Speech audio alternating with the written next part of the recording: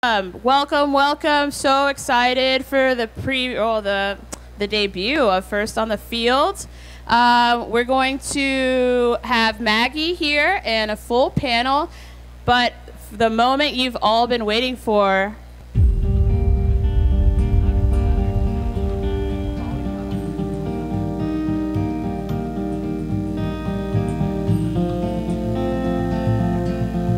As a female, you're stepping into a place that was all guys and they ran it a certain kind of way.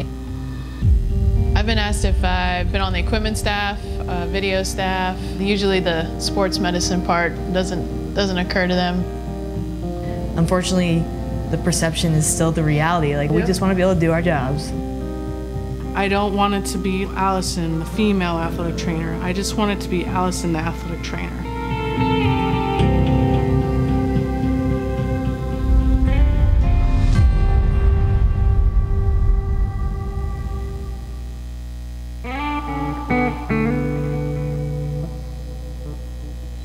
If we wanted to bring somebody that was the best qualified athletic trainer to help us, it didn't matter what gender they were. And I never thought about going to NFL camp. It was a no-brainer to have her there, not just because she was a female, but because she could strengthen our staff. I hadn't dreamt of it, I hadn't planned, but certainly it was, wow, yeah, that'd be kind of cool to do. When we hired Rico, I just thought it was the best hire for the Pittsburgh Steelers at that time.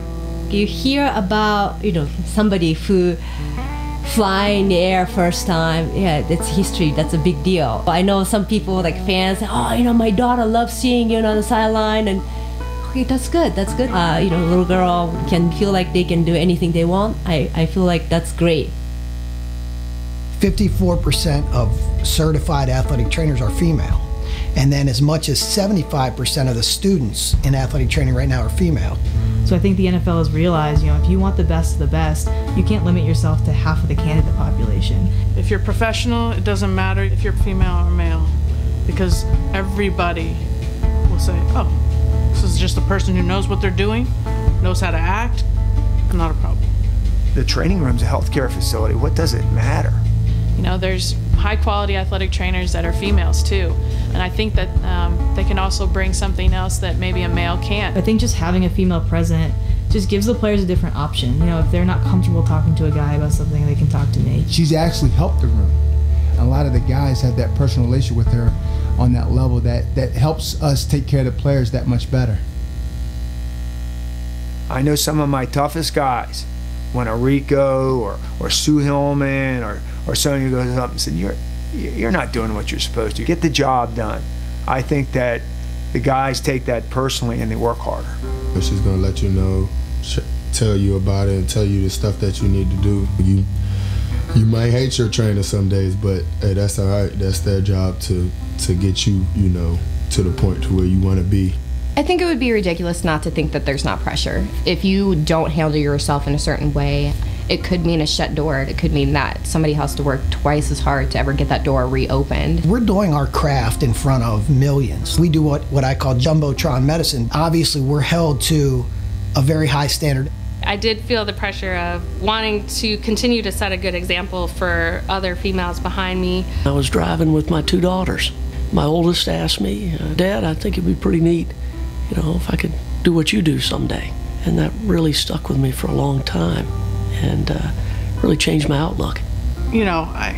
Sorry, I get emotional sometimes. But, I just want women to be able to, to do this because we can. Because we've hired some of the best out there and they perform very well, I think the future is real bright.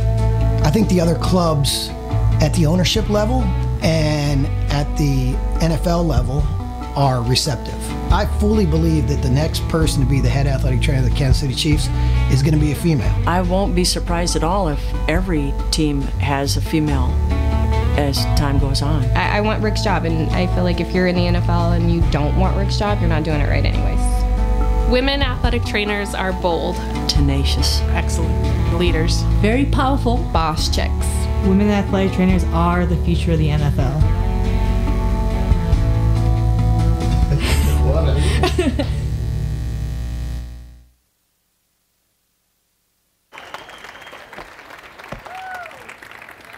on up.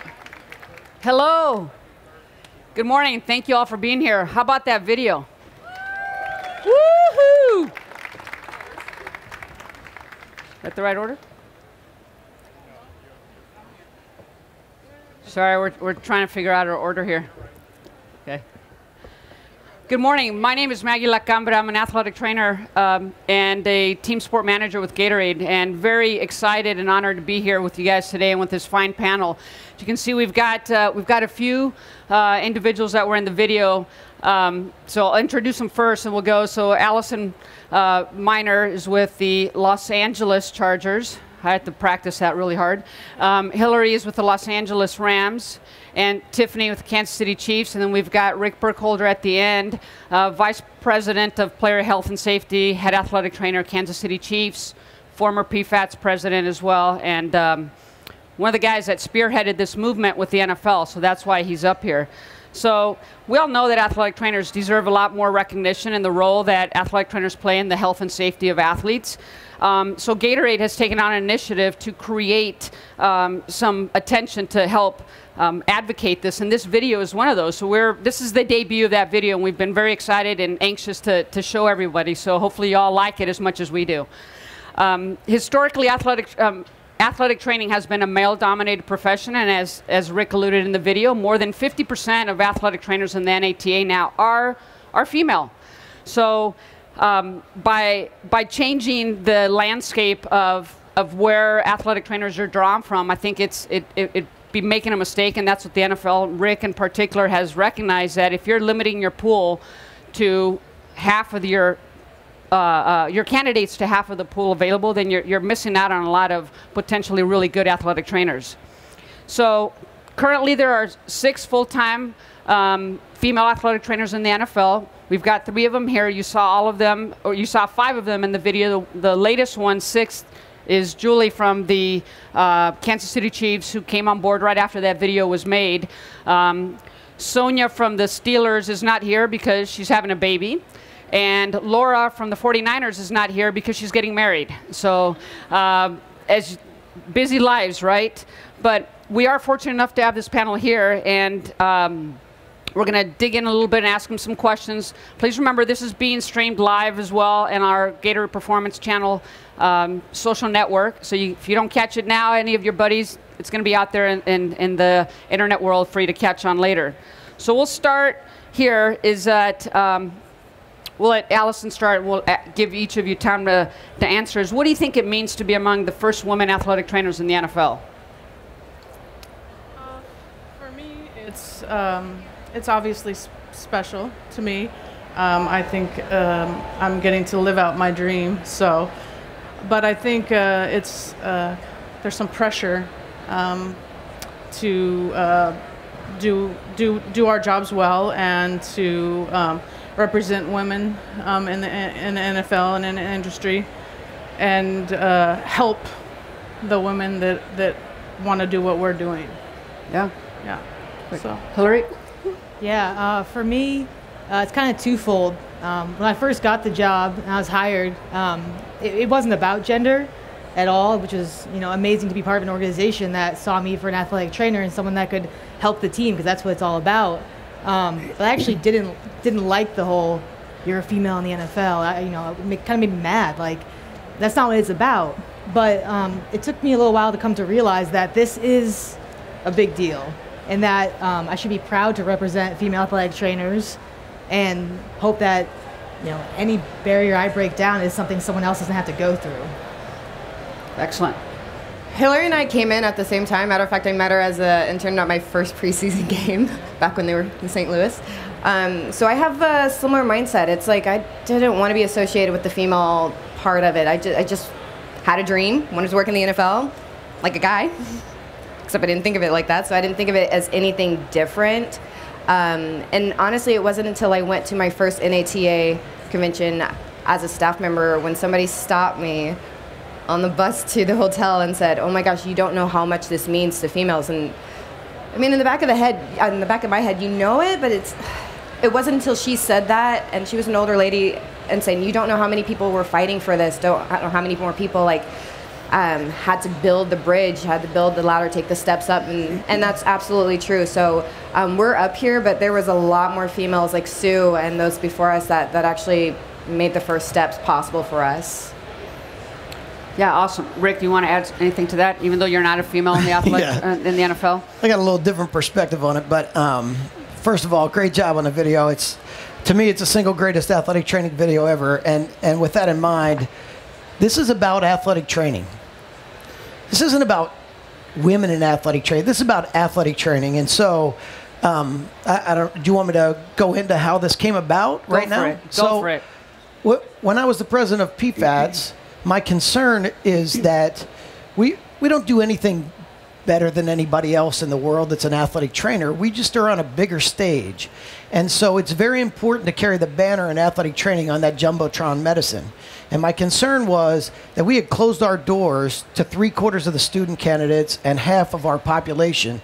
And so I went to the commissioner and I said, look, if you don't open the doors, you're going to have a really crappy workforce in the biggest game in America in 10 years. And so it was never about females, although women are the beneficiary of this, of our movement. Athletic training is the beneficiary of the big deal because we want the best clinicians on the biggest stage. And I can tell you, these three are top of the line athletic trainers in this country. And that's what we have 140 members in PFADS. We want elite athletic trainers taking care of elite athletes. And 55% of them are female and 3/4 of our students are. So if we didn't change, and thank God Roger Goodell is so open-minded and so gracious with the money and everything, it just, we were headed in the wrong direction.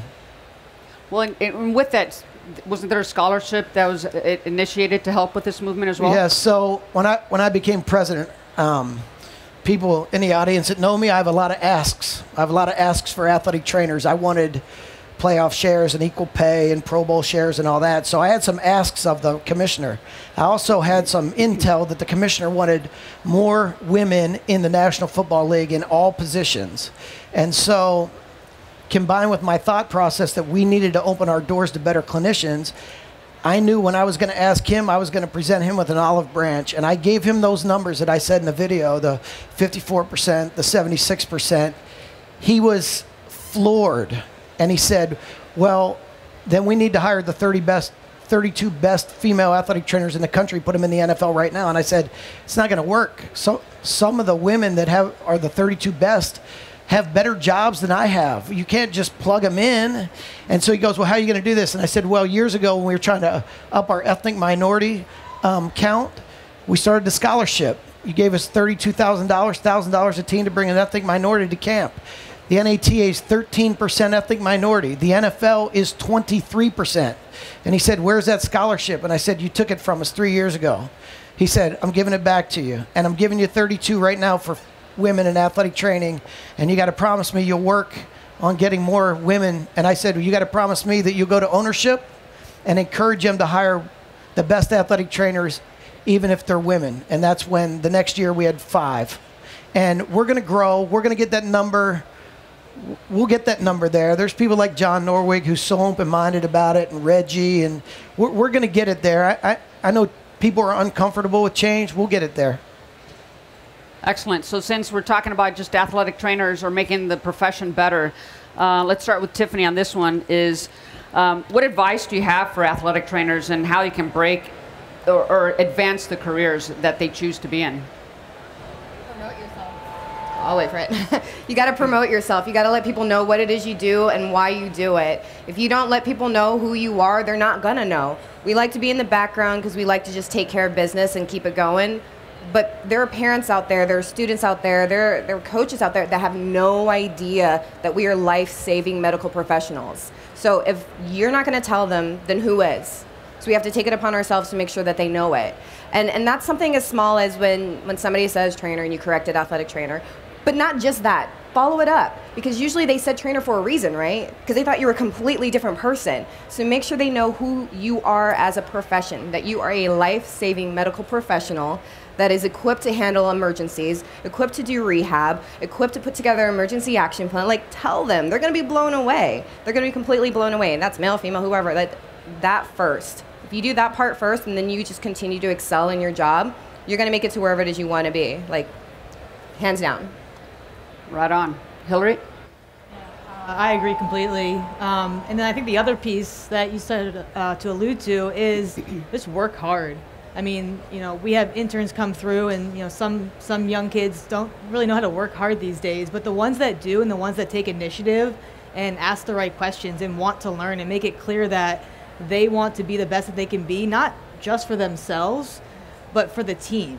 You know, it's all about how you work together. I think that's really important, is having just not those hard skills of athletic training, knowing how to tape, knowing how to rehab, but having the soft skills too, knowing how to talk to athletes, because our job is so much more than taping and hydrating and rehab. It's mental health. It's, you know, the biopsychosocial of everything. You know, that's so important. And I think that's something that, male or female, you can do, but sometimes it's overlooked. So in this profession, I think that piece is a little overlooked on the educational side, but it's something that you can learn from observing the people you work with and putting yourself in a good position and always paying attention to what others around you are doing. Your turn. Okay. They took all the good ones. That's that's the problem being last. That's why I started over there this time. Exactly. I agree exactly what they're saying, but really work on your people skills. People skills. We are in a people profession. If like Hilary said, if you can't talk to people and relate to people from all different backgrounds from yourself, then you're going to have a problem. I think most athletic trainers are the hardest people working in the room. You know, we're all hard workers. Okay, that's what sets us apart. That's why we do what we do.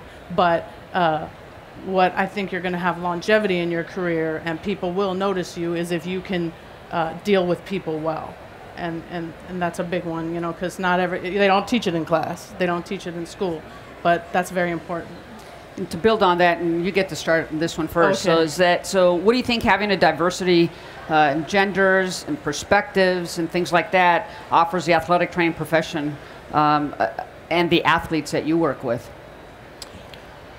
Well, I think that we work with a diverse community as it is. So having as much diversity, because maybe there is an athlete who doesn't like me, you know, or doesn't want to deal with me.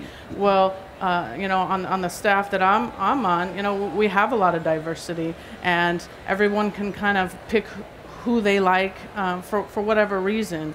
I think it makes a staff just more well-rounded, and we can serve our athletes better when there is more diversity. You know, maybe there's a male who just likes working with females more. Now there's an opportunity for that. You want to take it? Actually, Rick, I'm interested in your perspective on that one.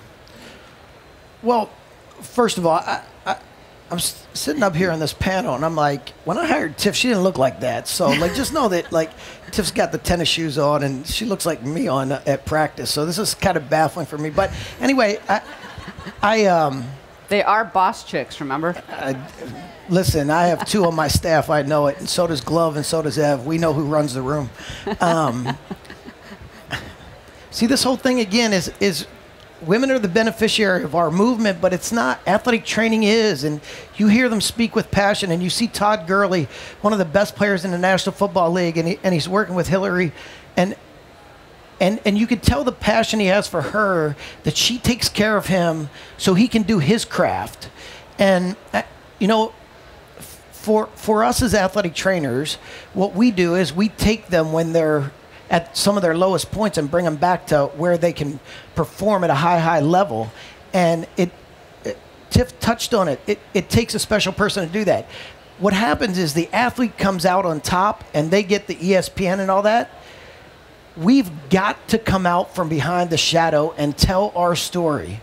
And this panel is a great example of it. I tell our media people all the time, let Tiff speak, because she'll speak about women in athletic training, but she's going to talk about athletic training. And we've got to come out from behind the shadows as a group and one of the cool things for me with this movement is that it's brought us out from behind the curtain. And the reason I said it's the single greatest athletic training video ever is because there's things in there where John Norwig says, we work in a healthcare facility. See, when I started in this league, it was a closet in the locker room. No, it's a healthcare facility. And so the women on stage and the women in the National Football League and Gatorade's celebration of it has allowed us to open our doors. Like NFL Films got behind. When's the last time you saw NFL Films see an athletic trainer take care of an athlete? That's because of Hilary, and it's because of Reggie. And so this is about athletic training. And now, ironically, the women are carrying the banner for us. And I love that. Excellent. Hilary, we're going to let you start with this one here. What would you like to see out of future female athletic trainers who come into the NFL? Yeah, that's a good one. Actually, not just female athletic trainers, but females in general are really starting to break into the NFL in scouting and coaching. Sam Rappaport at the NFL office has been a big part of that. And we just hired a new sideline reporter. And I introduced myself to her, and I just told her, hey, when we travel, you know, if you want, reach out, because I know where all the women's bathrooms are. You know, when I first started, I would have to go find the women's bathroom, go down there and change. You know, I will never forget the first day the first game I was at, because I think you have to ease into these things too. Like, don't forget that. Like, don't have a female on staff. Like, you can't just throw them in. You have to have a plan. You have to, you know, maybe educate coaches or players that this is normal and that they are professional. But I remember the first home game I was at, and all the other male student athletic trainers went into the locker room to clean up, and I sat on the floor outside the locker room. It's like, well, they're changing, and I got it. You know, we got to ease into it. The players would be uncomfortable. Now they don't care. But it was a moment for me where I realized that this does need to change. And I think, you know, Reggie Scott, who hired me, and all the way up to our head coach and our COO, I mean, they've always been comfortable with me in the building, and, you know, don't shy away from being who they are. And I let them know that they shouldn't. You know, if they're gonna, you know, if the players are gonna smack talk, I'm gonna smack talk them right back. And that's something that the guys do, and that, you know, since we have a really fun athletic training room, it's something that I've been able to participate in, and therefore earn their trust. You know, we were talking about connecting with players, and that can be difficult for females, connecting with male players. We don't have the same perspective. That can be difficult connecting with players who come from, you know, different backgrounds, which is very true in the NFL. I don't have any of the experience that the players I work with have, but you can find something to connect with them, and they really appreciate that. So I just hope that females know that they can do that and continue what we started. That's an excellent point. It actually triggered a memory in my mind from many years ago when I was in the training room and actually working football. But it was up to the people that came before me that laid that groundwork. So not only Sue Hillman, obviously, who opened that door for me, but the head football coach at the time, the athletic director at the time, and all those individuals that were willing to take a chance and have you step into that role to be a healthcare provider. So with that said, how many of you guys, the ladies, how many of you worked football in college or worked with a male sport in college to prepare you to be at this level? Yeah. So it's not unusual, right? And I think how many of the athletes that you all work with now, it's your assignments. You may be a male assigned to a female sport or a female assigned to a male sport. It's changed over the years. It's not as siloed as it used to be. So we look at our team. Tiff and I did this. We looked at our team. We don't have a player on the roster that hasn't worked with a female athletic trainer. The problem is the people making the decisions above, right?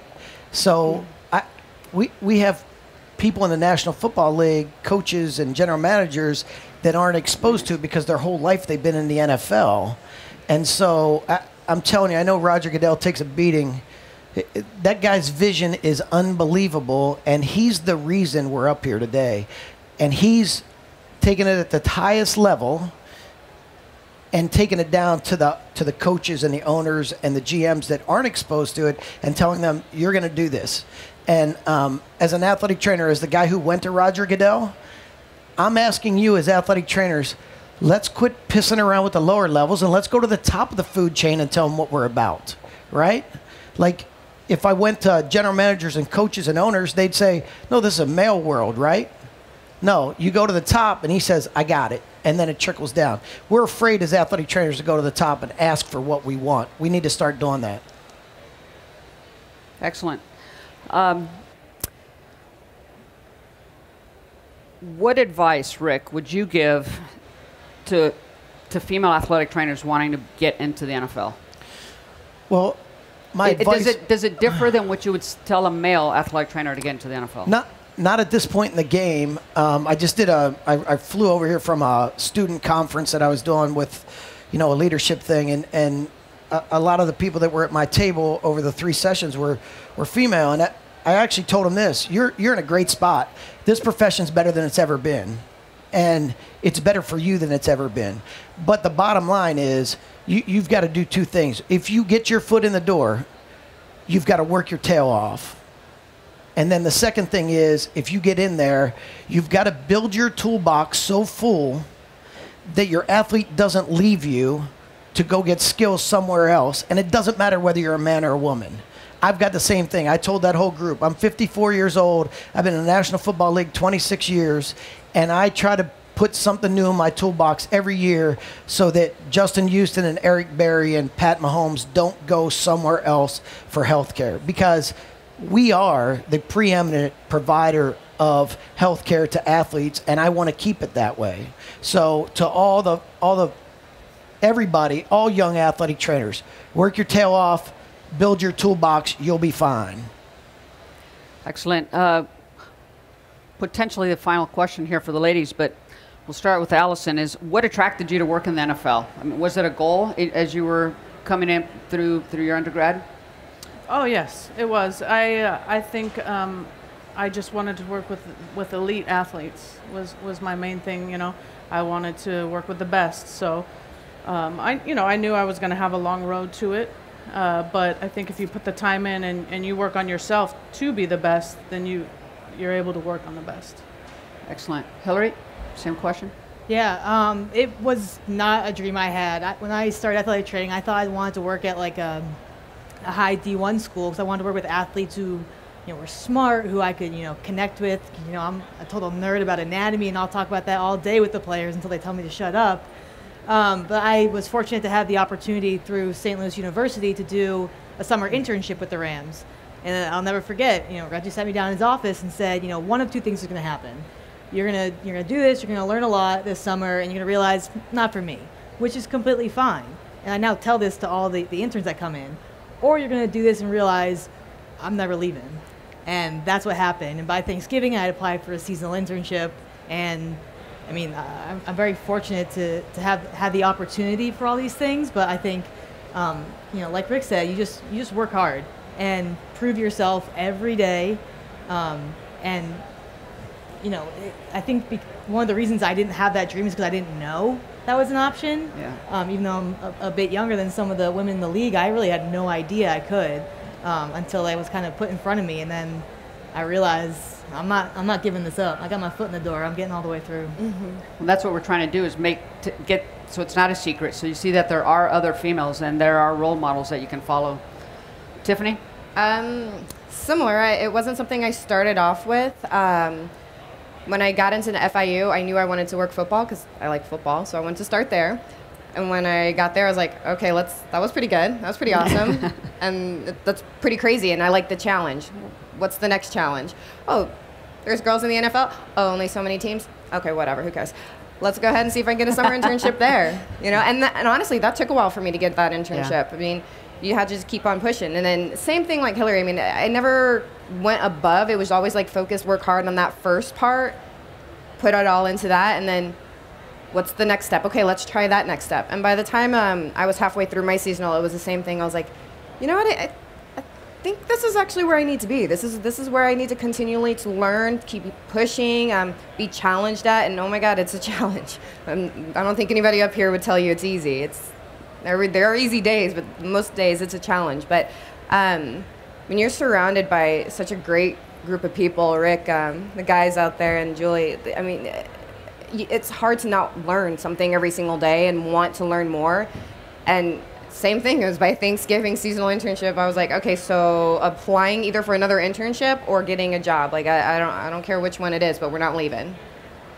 That attitude's got to take you long ways, right? Yeah. So and I think this I've seen this across everybody on the panel and all the ladies that I've met that are in the league is that they're listeners and observers first of how things are being done, who they can learn from, what they can absorb, and then just doing the best that they can at their job. And doing the best that they can at their job because that's what the goal is, not because they want to be noticed or not because they want to get a reward for it. But that's their passion, is to be the best athletic trainers they can possibly be and provide the best care for their athletes. So any parting shots with you guys? Yeah, absolutely. I just want, like, anyone that wants to get in the league or once you've gotten the opportunity, don't be afraid to ask questions. When I first got my job, I didn't know what you were supposed to wear. I didn't know Khakis. Where I was going to go to the bathroom. I knew nothing, and I didn't know who to ask. And I knew that Sonia was in the league. And my mom said, just email her. And I was all shy and not a little proud, not wanting to ask. And so I didn't. I had to just figure it out on my own. But we have a female summer intern who emailed me asking, what shorts can I wear?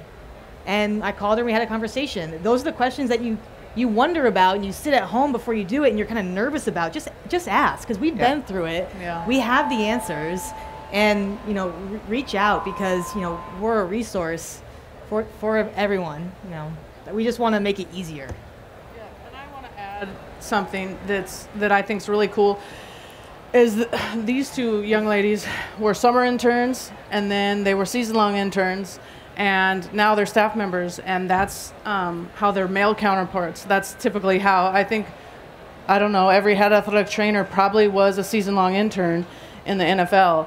And so I think the future is really bright for females, that we're kind of getting into the NFL just like our male counterparts have. So I think that's really cool. Excellent. Yep. Rick? As we finish up, the one thing that's missed in the whole thing is that the Marges, Julie's, Carrie, Maggie, Sue Hillman, that you guys were so damn good at your job early on that it allowed us to do this. And I don't think as a profession, we thank you enough for being females in a male-dominated profession. And you did it so well, so flawlessly, that it was such an easy sell to the commissioner. So in the NFL, we never thank you enough. We never thank you enough.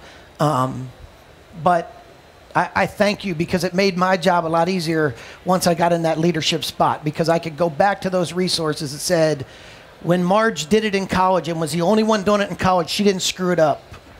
And all the stuff you're worried about, are they going to mess with the players, all that, she didn't screw it up. Sue didn't screw it up. Maggie didn't screw it up. Carrie doesn't screw it up. So thank you to you, the ones that came before the NFL. You were 20 years too early. Right on.